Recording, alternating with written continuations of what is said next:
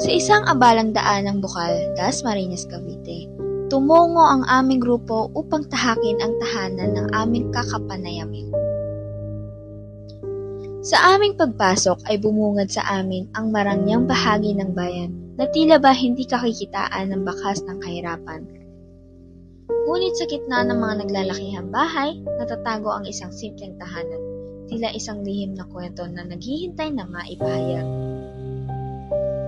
Ito ang tahanan nila Aling Linglin, isang maliit na bahay na puno ng sakripisyo kung saan bakas ang hirap ng buhay. Sa likod ng simpleng pader nito ay ang kwento ng isang pamilya na patuloy na lumalaban sa kabila ng mga pagsubok. Okay, simulan na po natin yung interview. Ano pang pangalan at sinasakyan ngayon? Ito si Evelyn Palapay, 58 years old. Nakapag-aral po ba kayo? Oo, hanggang high school. So, ayun po. Tungkol po naman sa asawa mo, may trabaho po. Wala na akong asawa, kamamatay lang ng paggawa. Bakit po siya? Ano pong Ano siya, nagkasakit siya, kidney failure. Anak po ba kayo? May anak ako, nagkaanak ako ng 5, bali yung 2, patay na rin. Tapos,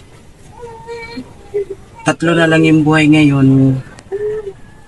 Kaya lang yung, parang isa na lang din yung kasi yung 2. Wala na, nalimutan na. Yung kasama niyo po ngayon, nagtatrabaho po ba yun? Ayun, yung tatay nila. Yun ang bali kasama ko rito sa bahay.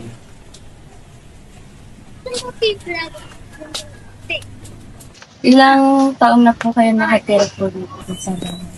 Dito sa bahay na ano 26 yan. Bali po sa inyo po talaga yung Kunti? Ano lang kami yung lupa, may-ari na sa Canada. bali po parang nangangalaga lang po kayo. May trabaho po kayo? Wala na, hindi na ako makatrabaho kasi isa nung mamatay yung asawa ko, parang naano na rin ako. Dami ko na rin nararamdaman. Dami kong na mga gamot. Tapos naano rin ako sa sa kidney chronic disease nung siya nung July.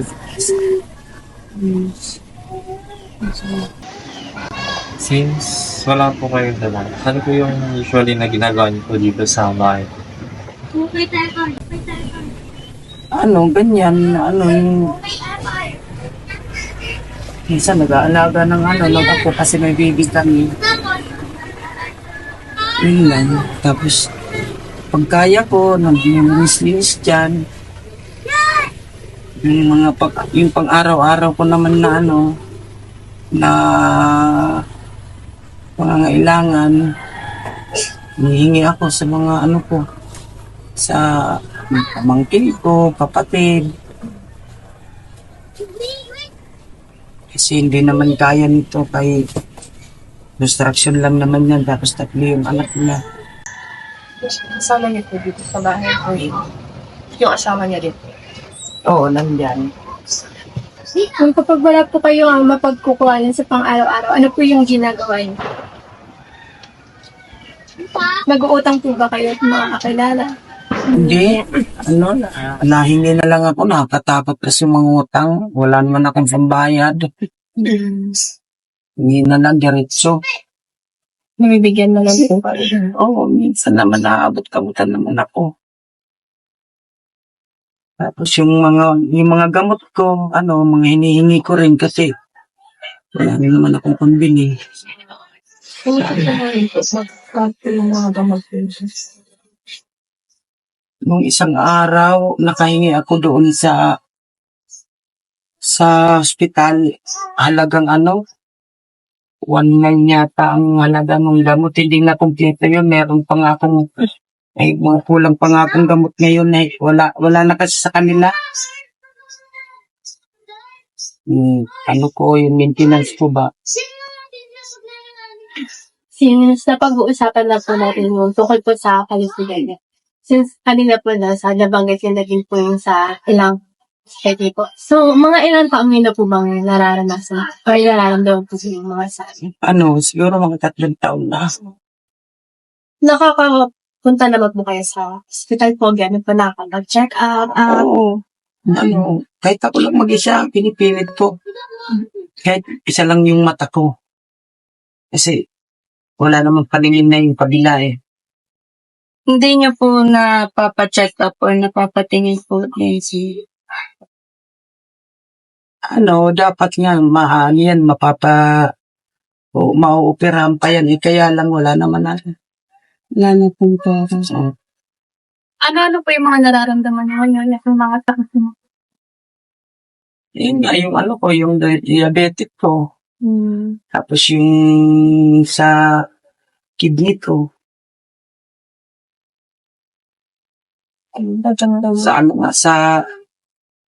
Sa December 13, yun, naka-schedule ako ng whole abdomen na ultrasound. May natatanggap po kayong tulong mula sa barangay po, like mga purpose o yung Ay, wala. Wala pa. yung nagka-pandemic po, diba may mga po yun, may mga ayuda, nakapatanggap po kayo. Oo, nung pandemic na yun. Ano po nakatulong sa inyo?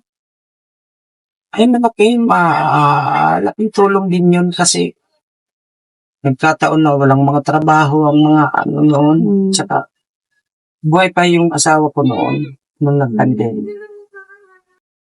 Ayun nga, pag-usapan na po natin. So, kung susulitin mo ano po sa tingin po ninyo pinakamatindi po pagsulat na nakaharap din? Ito na talaga, ito na. Yung ngayon po. Ngayon wala na po yung pagsabi. Tapos, tingin po, ang dalawa ko man.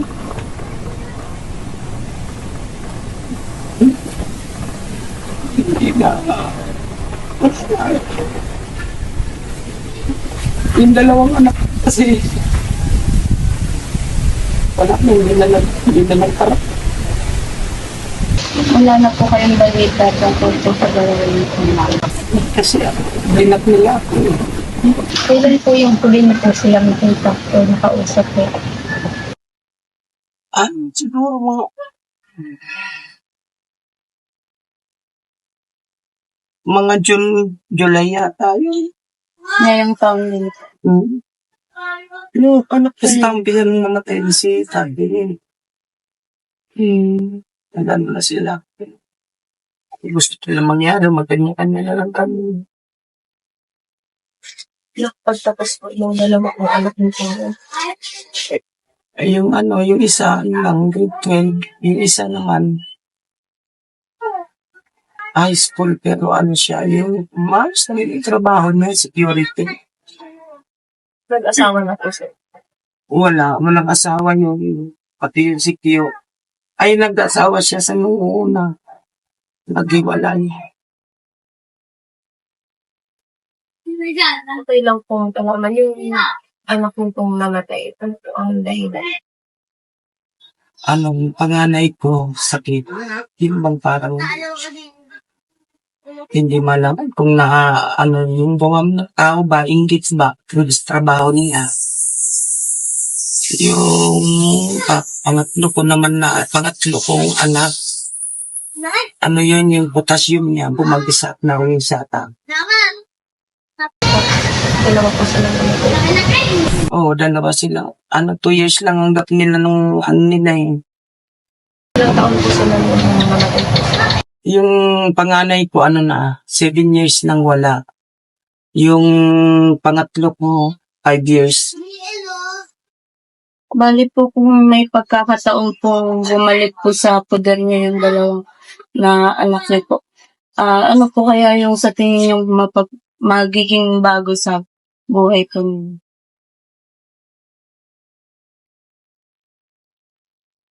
Ano, ano rin, malaki rin, ang magiging ano na kung babalik siya kasi lalo na yung isa, yung si Pio, kung, kung maalala man lang sana niya ako na wala nang bumubuhay sa akin, kahit man lang bigyan niya ako ng sa pangkain araw-araw, tapos yung gamot ko ba, lagi sanang ano, pati yung isa, yung babae, kung sana, maiisip man lang niya yung may sakripisyo rin ako naman sa kanila bago sila mga lumaki ng gano'n. Isa ng ano, na tulungan ako. Kasi sa ngayon, paano na nga ako, hopeless na nga ako. Sabi ko nga, masama lang talaga mag-ano. Sarili ka na. Patayin mo yung sarili mo, yung ano. Kaya sabi ko nga, ayoko na rin magpagamot. Hindi mo. Kasi masakit lang talaga sa loob ko pagka naiisip ko na sabi na pala ng mga ano sa anak nila. Dadating din pala ang araw na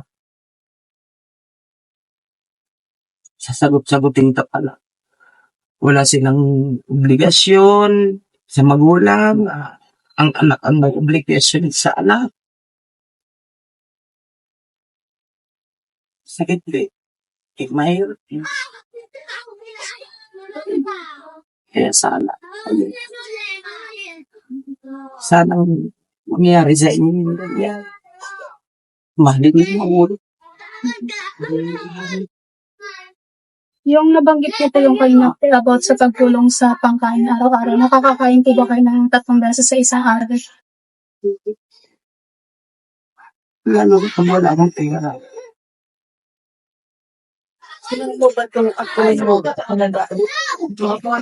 Hindi, nandyan naman yung nanay nila. Parang ano lang ako. Ano binabantayan niya?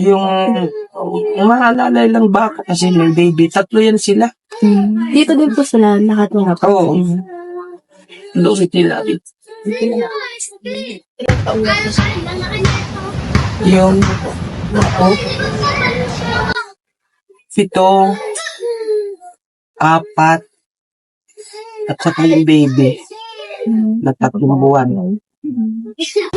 Isa po siya ng dito lang po ba sa bahay o sunod Sa center. Parang naman po yung mga apo dito. Oo, yung 7 taon, grade 1. Yung padaan-daan babae, hindi pa Kayo kung ngayon, bilang isang ina po, kung tatanungin po namin ano pong pangarap niyo po para sa pamilya po ninyo, para po sa sarili niyo. Dati, ang pangarap ko lang, dati, nung malakas pa ako, hindi ko naman inaasahan na dadating itong ganito magiging ganito kami na sa oras ng ano ko, hindi ko akalain ba na bibitaw sa akin yung dalawa ko. Nalating po. Kasi kung sabi ko na, kung buhay lang,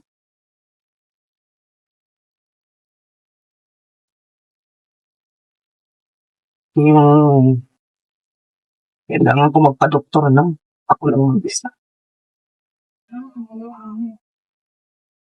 Kahit hindi mo kaya, ipilitin mo kasi nga gusto mo pang mabuhat. Pangarap ko pa talaga na ay, yung mga apo ko, makasama ko pa sana. Patagal-tagal. Upang kahit papaano ay makatulong sa pamilya nila Aling Ningning, nagtungo ang aming team sa pamilya. ay bumili kami ng mga pagkain at pangangailangan na makatutulong sa kanilang araw-araw. Sa aming pamimili, inuna namin ang mga delata at iba pang pagkain na maaaring maging simula o puhunan para sa isang maliit na tindahan.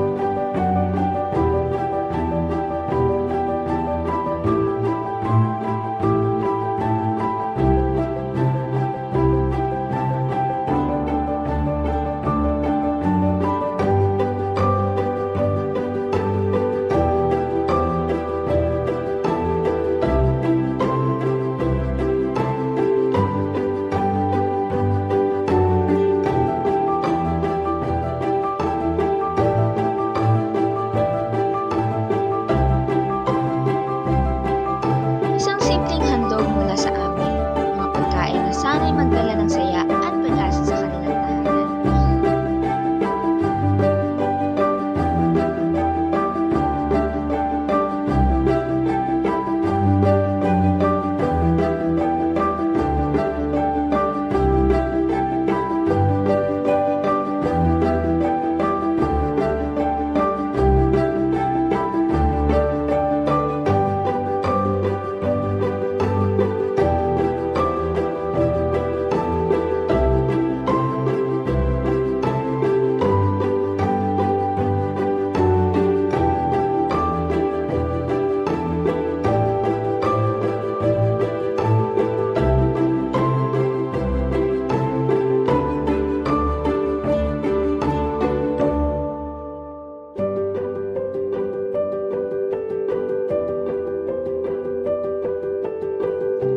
Habang kami pauwi, dala-dala namin ang kwento ni Aling Linling.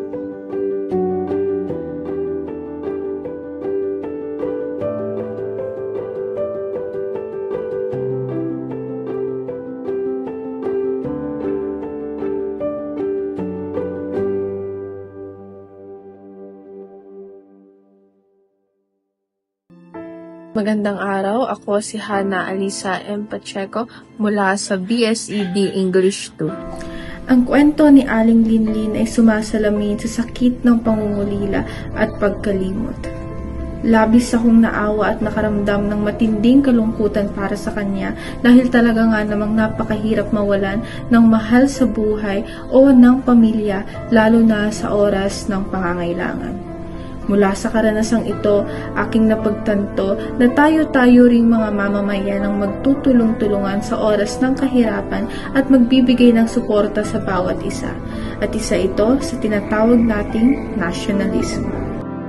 Ang buhay ni Aling Lendan ay sumasalamin sa isang individual na nakakaranas ng kahirapan sa buhay, bagamat maraming Pilipino ang nakakaranas ng ganitong sitwasyon sa kanilang buhay. Nakakalungkot isipin na ang lahat ng pinagdaanan sa buhay ni Aling Lendan, nawalan siya ng asawa at dahil dito, siya ang nagtaguyod sa kanyang sarili at sa kanyang pamilya. Kahit may karamdaman siyang iniinda at kakulangan sa pinansyal at sa mga personal na problema, patuloy pa rin siyang lumalaban at namumuhay ng marangal at patuloy pa rin siyang umaahon at bumabangon para sa kanyang pamilya. Siya ang magpapatunay na kahit gaano kahirap ang buhay ng isang mahirap, patuloy pa rin silang lumalaban upang makaahon sa kahirapan. Ako si Aina Garcia. Ang buhay ni Aling Lenlen ay isang malupit na pagninilay ng kalungkutan at pagdurusa pagkatapos mawalan ng asawa at maiwang mag-isa sa buhay. Tila nahulog siya sa isang madilim na bahagi ng kanyang pag-iral. Sa buhay ni Aling Lenlen, makikita natin ang kahalagahan ng pagkakaroon ng lakas ng loob at pananampalataya upang malampasan ang mga pagsubok. Kahit na tila napagod na siya, ang kanyang kwento ay nagsisilbing inspirasyon na hindi tayo dapat mawalan ng pag-asa. Ang buhay ay may mga pagsubok, ngunit sa bawat laban ay may pagkakataon ding maghilom, magbagong buhay at magpatuloy. tulad ng ipinapakita ni Aling Lenlen sa kanyang araw-araw na laban. Hello! Ako nga pala si Jel from BSED Math, second year, and in this video, I'll be sharing my personal reflection tungkol sa naganap na interview namin sa Rizal. First, I'm really grateful to witness such story and experience that time because in my everyday life, it's really rare to witness those experiences, especially na naging taong bahay lang ako my whole life and di masyado nakakalabas or na-expose sa mga ganung bagay. So, hearing the side story of Aling Linlin made me realize important things. And one of it is, we are never alone in this world. Dahil we all correlate by experiencing struggles in life as we live. And to me, napakagandang assurance nun na hindi lang pala ako yung nakakaranas ng lungkot sa mundong to, ng bigat, ng pangungulila sa ibang tao, at ng life struggles in general. And hearing the side story ni Aling Linlin did humble my perspective sa mga parents. Yes, they may did several mistakes, treat us mga anak unfairly in some cases, but in the end, parents are still human beings who try their best to survive in this world and still wanted to be a part of our lives. Doon ko rin na-realize na kahit pala umalis tayo mga anak sa poder nila for independence, hindi pa rin mawawala na mamimiss pa rin nila tayong alagaan, makita, and most of the time, to be needed. Kasi doon na nag-revolve buhay ng mga magulang to be needed. And when that moment of their life ended, behind our success and freedom na binigay nila sa atin, sila naman yung makakaranas ng loneliness or ng pangungulila sa atin in general. Kaya it really is important na mag-pay visit pa rin tayo sa mga magulang natin. Kahit na nakapag-give back na tayo sa kanila, sa mga sacrifices, and mahalaga talaga ang connection at quality time sa family kasi aside sa doon nagiging makabuluhan yung buhay nila, yun din yung factor na nakakapagbigay saya sa mga buhay nila. At yun lang. The world itself is unfair, particularly to those who are in minorities. Everyone deserves to live a decent life, but life is simply cruel to others. Within this activity and with our small help, I definitely see how happy she is, and it's just comforting to see how genuine her happiness is. Thus, I'm hoping that someday she, together with other people who are experiencing the same situation, will be able to have a happy and comfortable life. I am Nadine Reyes from BSED Science, and with the activity we've done as a group, I have come to the realization that I am a privileged Filipino. Upon interviewing, I have realized that we suffer differently for many reasons such as poverty. Showing nationalism is not just about being proud of your country or what your country has, but also by showing care for your people. To relate this to what Rizal has done for its fellow Filipinos is that giving sympathy for those in need is something you could do to show your support to your fellow countrymen.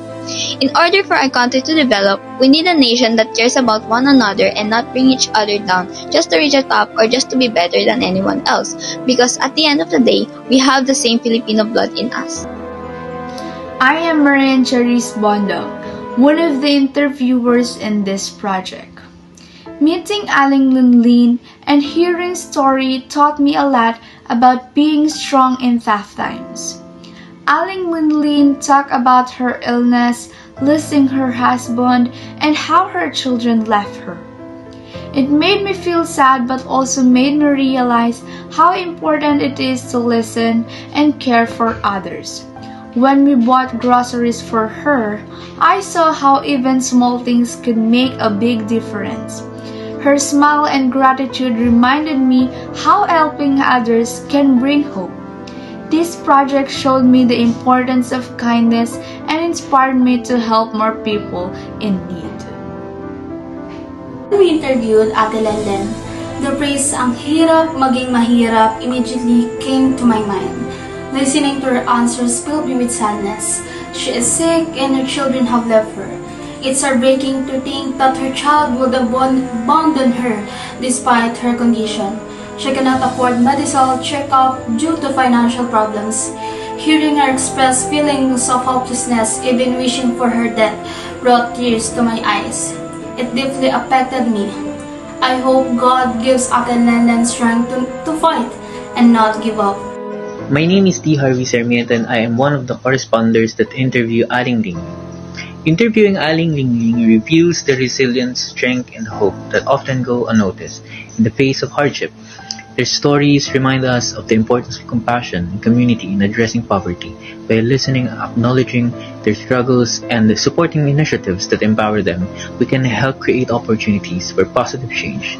Every individual has a dream, and with the right support, those dreams can become reality. Ito si Gideon Narciso. Ito yung reflection. So, sa reflection ko po is, sa ginawa ng interview, nagbigay po siya ng insight para sa akin dahil pakita ko yung other side ng society, which is the unprivileged. So, as makikita natin sa interview na hindi lahat is may kakayanan para makapag-aral o makapagpag-promote.